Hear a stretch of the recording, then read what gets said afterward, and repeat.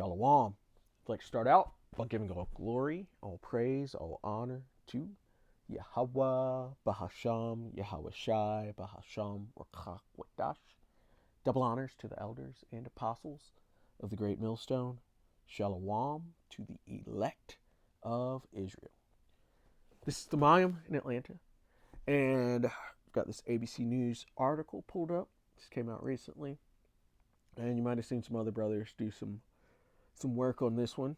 And I've even done a lesson on these doomsday clocks before, because it's always changing. The earth is always shifting, and time never stops. And so eventually, that hand is going to hit midnight, because that is Esau's destiny. That is his manifest destiny. And Esau being so-called Caucasians, including the tiny tops. Not every single one of them that you see is actual Edomite, but for the most part, that is the nation of Edom. Just like you can say the nation of Ham are the Africans, or you could say the Arabs are the Ishmaelites. It's the so-called white people, including the tiny tops, who try to separate themselves. But they're not separate. They're just the head tribe of the nation of Edom. But their manifest destiny is to go out through nuclear war. That's how they lose their power. That's really how the time of the Gentiles comes to an end for all the Gentiles. It's through nuclear war, and that is going to happen. The clock don't stop. But it says Doomsday Clock 2026. This is how close we are to self-annihilation, scientists say. It says nuclear weapons, climate change, and biological threats are the biggest concerns. And I'll just tell you, Esau, it's those nuclear weapons. That's really your biggest concern.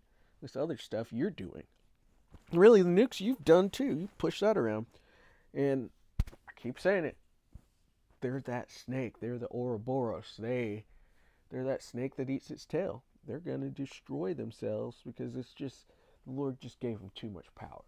He gave them too much and they can't handle it. And their blessing is just a temporary blessing. They're not supposed to stay in power. They're the example of how not to be when you have power. They're the example of how not to be just in the world in general. The Lord hates them. And He set them over us, the Israelites, the Negroes, Latinos, and Native Americans, as well as our scattered, because we've been scattered throughout the four corners of the earth. So we're going to look like everybody. And the Lord set these Edomites over us, as well as the other heathen, as punishment. But that punishment is coming to an end, and for them, their world is coming to an end.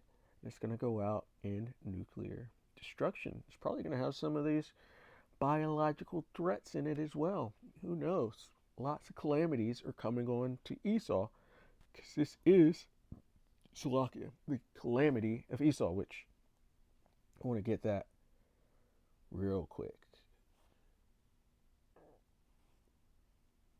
Jeremiah 49:8. Flee ye, turn back, dwell deep, O inhabitants of Dedan, for I will bring the calamity of Esau upon him, the time that I will visit him. And the Lord is visiting Esau. You're seeing it. You saw the first two casualties of the American Civil War 2.0 are so-called Caucasians, or at least have the appearance of them. They're being brought down. They're the ones that are doing the most complaining right now, because their world is ending. They had a temporary time to rule, and they did it as wickedly as possible. Now it's just time to pay for that wickedness that they've done. So it says the Doomsday Clock, a symbolic clock that represents how close humanity is to global catastrophe, has moved closer to midnight. And the best measure of how close the earth is to catastrophe is through the prophecies which Yahweh Bashim and Shai have left for us. We follow the signs, and we know Yahweh Shai is coming back. But for these Edomites, they're seeing it as their end, in which it is. Their inward thought is that their houses will continue forever. They think this can happen and they can rise back up, but this is your end. This really is your midnight. You're going to have to go into hardcore slavery and work for long, long 1,000 years. And then you get taken off of the earth completely, your whole seed line. It says the Bulletin of the Atomic Scientist announced Tuesday that the clock is now 85 seconds to midnight, with midnight representing the apocalypse. What does apocalypse mean? It means the names within the word. The word revelation, that Greek word there is apocalypse, which means to reveal.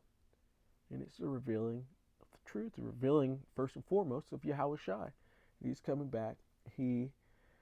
So that reveals your blasphemy, Esau, because he's not so-called white man as they've pushed around. This JC fella, he's a dark-skinned man, and his people are dark-skinned as well.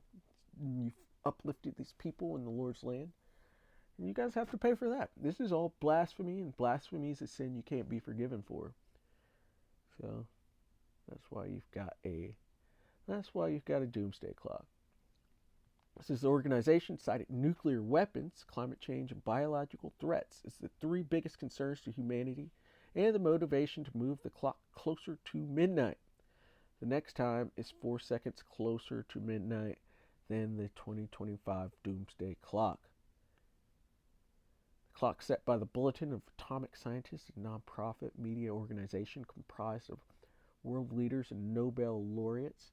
It is a design that warns the public about how close we are to destroying our world with dangerous technologies of our own making, according to the group. And they keep trying to turn this into everybody, but it's really Esau who's destroying the world. He is death and hell. He is destruction. Let's see, the red horse. That's what he's done, taking peace from this earth. And it's going to go out in that manner. Salakia. I thought that would come up a lot sooner.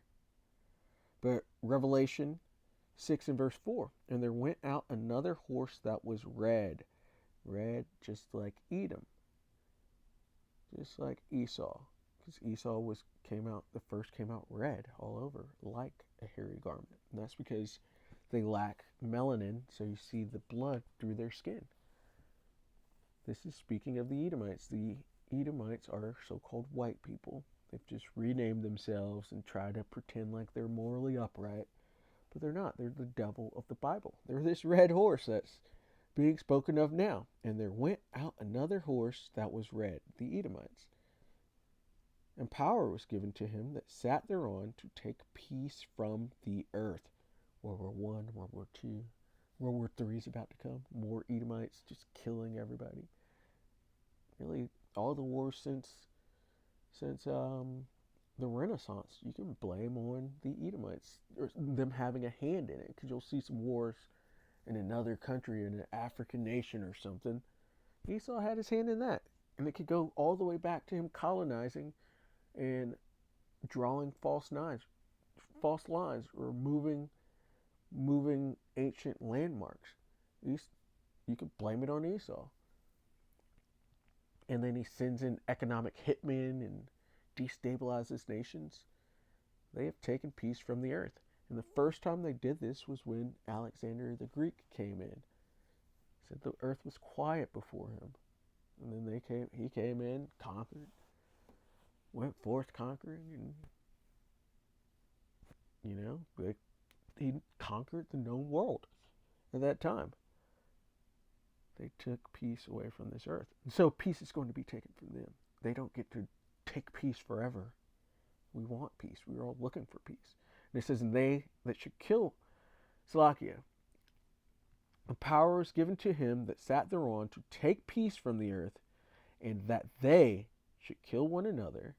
And there was given unto him a great sword. And Esau's blessing is the sword.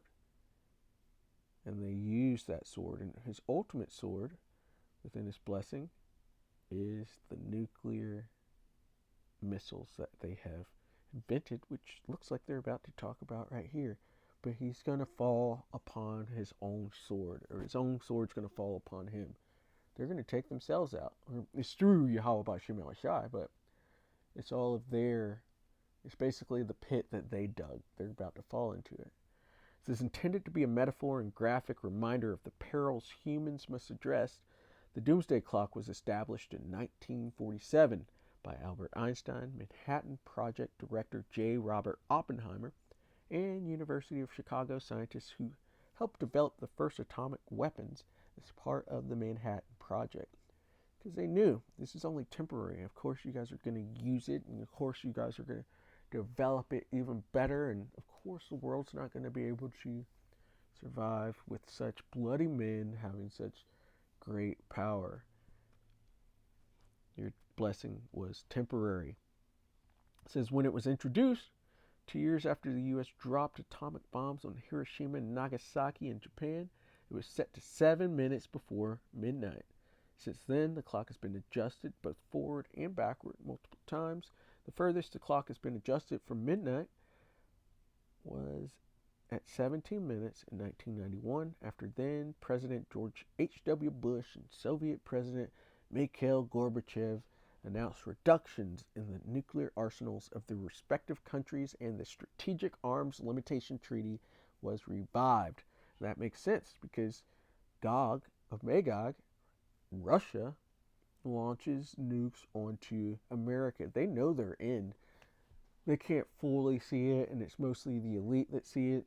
Little guys don't see it. But they have an end, and they know they end. And obviously, they know it's between Gog and Magog and Babylon the Great, a.k.a. America. But yeah, Russia's going to send nukes on this place eventually, and Lord willing, soon, and that will mark the end of Esau's world. This is in 2025. The clock moved to 89 seconds before midnight. The 2024 and 2023 Doomsday Clock was set to 90 seconds before midnight. But yeah, they have made a clock because really they know they've got an end. Job 14:5. Seeing his days are determined, the number of his months are with thee. Thou hast appointed his bounds that he cannot pass. And you see it in, I think it's the book of Sirach, where it talks about how they should just use the creature because their days aren't going to be extending. They've got an end, and they've set a clock about it to try to help themselves manage the time. But the Lord said he's going to cut his work short.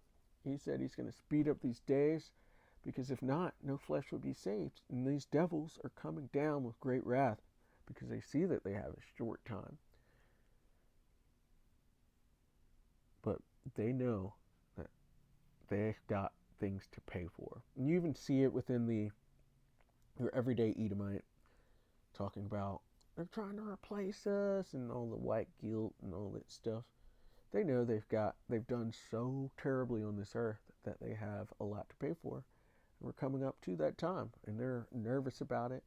They want to do everything they can to get out of this. That's why they're coming up with their NWO and trying to micro C-hip everybody. It's because they want to get out of that judgment. But there's no possible way to get out of that judgment. That judgment is set. Malachi 1:4. For behold, the day cometh that shall burn as an oven, and all the proud, and all that do wickedly shall be stubble. You can't get out of this, Esau. There's nothing that you could possibly do or say to remove your neck from what is coming, which I say that, I'm going to go to this Micah 2, Lord willing, we go back to that Malachi. But Micah 2:3 says, therefore thus saith the Lord, behold against this family being the Edomites. At first this was Salakia. This book is talking to Salakia about that. Had a call. But I was saying this book is speaking to the Israelites, the Negroes, Latinos, and Native Americans, and as well as are scattered. But this devil has taken this book and put it onto himself. And so now it's talking to him. So Micah 2:3.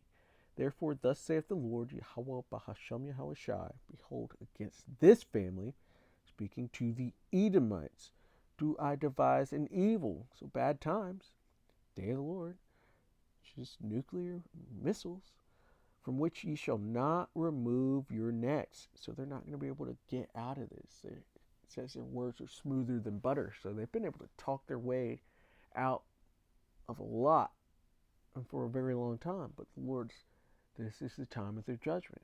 They get to go and be punished. It says, neither shall ye go haughtily, for this time is evil. These are bad times.